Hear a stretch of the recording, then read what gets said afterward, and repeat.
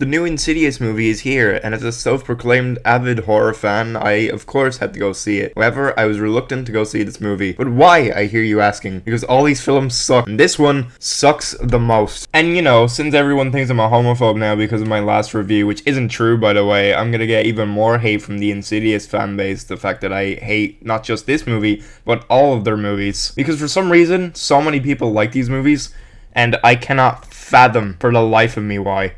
Well, you don't give a shit. Let me give you my personal brief history with these movies. I hate them. There's not a single good movie in the Insidious franchise. They are incredibly bland, predictable, and formulaic horror movies. The odd time they'll have some pretty cool shit in them, but it's very few in between. Let's start with the first movie. It's a painfully average ghost haunting movie that kind of became a popular horror trend around the time these movies were released. When I seen it, I thought it was like the rest of these movies, pretty boring. At times, I felt like it became very derivative of Poltergeist, especially when it came to the actual ghost hunting part, except that's an actual good horror movie. After all these years later, it still holds up. Maybe directors need to start making movies on actual grave sites again. The only good part of this movie is when we go into this hellscape, everything's draped in red lighting. It's the infamous scene where they play that one Tiny Tim song. It's pretty cool, but the rest of the movie is a slog. Oh yeah, and then we have this.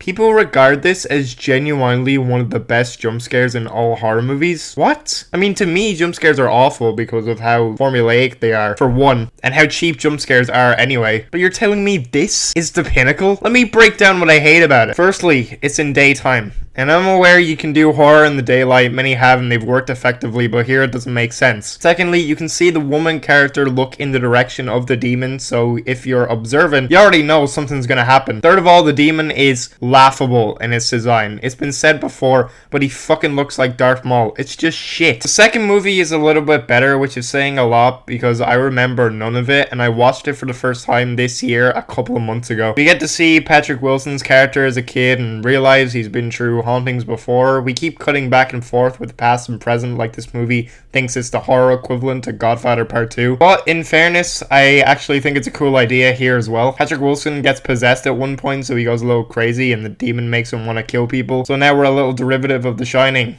Wonderful. But that's all that's really interesting about this movie. The third one is where it really goes off the rails. Not only, again, is this movie incredibly boring, but the filmmakers thought it would be a genius idea for us to go back to the past.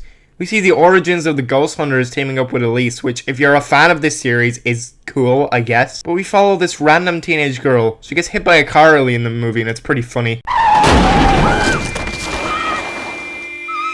But because she's a cripple now, this demon preys on her easier because she's weaker, I guess. But like, I don't care about any of these characters. Why should I? He spent the last two movies given this family development, even if there's not much to them, and we now go to this other one. The fact that it's a prequel means it could go, they could die, so it's pointless. Or they could bring them back in later movies, so all the tension is gone. Like, I fucking know nothing's gonna happen to Elise in this movie, so there's no tension. Another thing these movies do is, despite Elise being dead already, they just find ways to bring her back for every movie. I suppose I should be used to that since these are James Wan's movies, and he's fine with bringing back dead characters back and making us spend 4 movies going back in time, rather than progressing the story more. And then we have the fourth movie, The Last Key. Oh god. We start the movie with some shitty child acting. In fairness, one of them is better than the other, but for the most part, modern day child acting is pretty ass. It's obvious at this point, but once again, this movie is incredibly boring, and not only that, but it's borderline stupid. At one point, a guy gets his head flattened by a cabinet. Oh, but there's no blood, of course, because this is a PG-13 horror movie. We don't want to isolate our audience,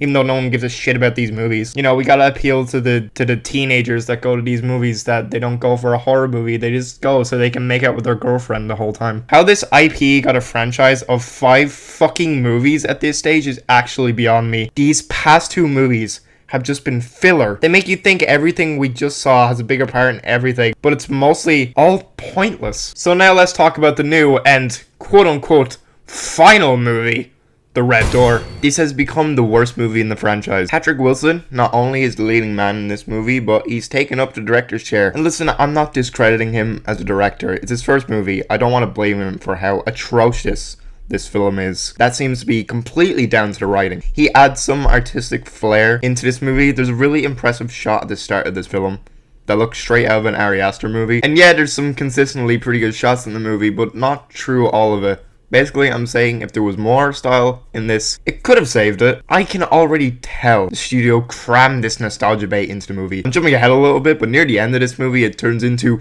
remember the first Insidious? Oh my god, remember the second movie? I'm fucking tired of franchises doing this now. How about you focus on making a good, continuous storyline in the franchise instead of making the audience think of better movies they could be watching? Like I said, I'm getting ahead of myself. So let's break down some of the stuff in this movie.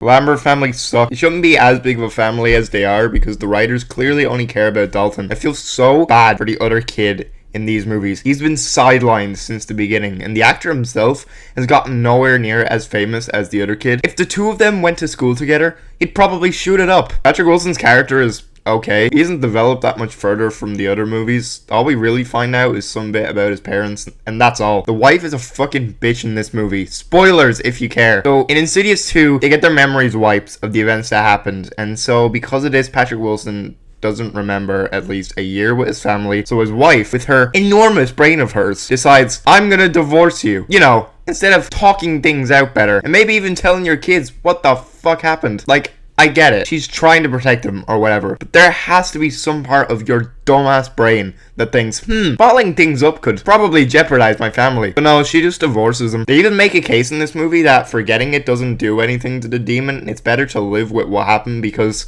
this movie thinks it's deeper than it is and wants to hop on the train of horror movies being about trauma now. So if the wife told the kids about the truth sooner, Dalton probably could have realized about the whole forgetting about it doesn't do anything, and the whole divorce was essentially pointless, like this fucking movie. I guess I'll talk about Dalton now, the poster boy of this franchise, literally.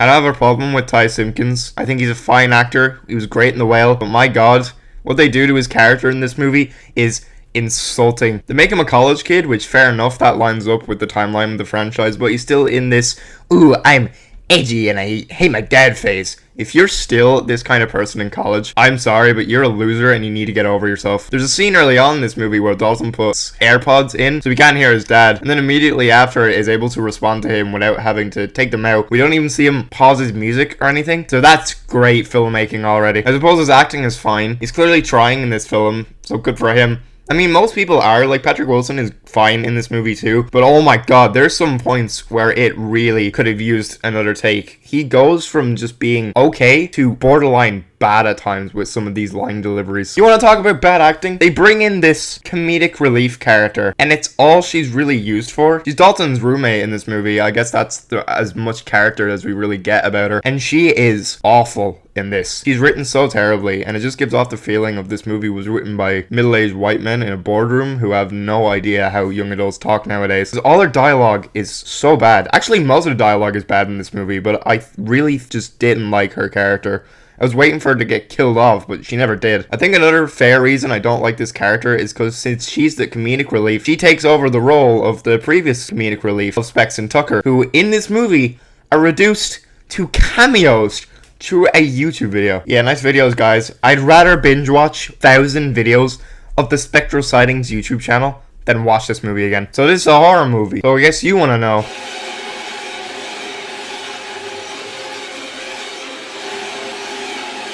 No, of course it isn't. Instead of being atmospheric and creepy and anxiety-inducing like a lot of good horror movies tend to be, it does what every other Insidious movie does, which opts for cheap jump scares that, in the editing room, was mixed louder than the dialogue in this movie. None of them are done well, and didn't get me. Like I said earlier, the problem with jump scares is that they're so formulaic that you see them coming, so it ruins anything scary in this movie. There's a scene where Patrick Wilson is in an MRI scan, and it's one of the more memorable bits in this movie, but is of course ruined by a cheap jump scare. I think the scene would have been a lot more effective if they just added really creepy sound effects and not the Inception thud noise that made my ears bleed.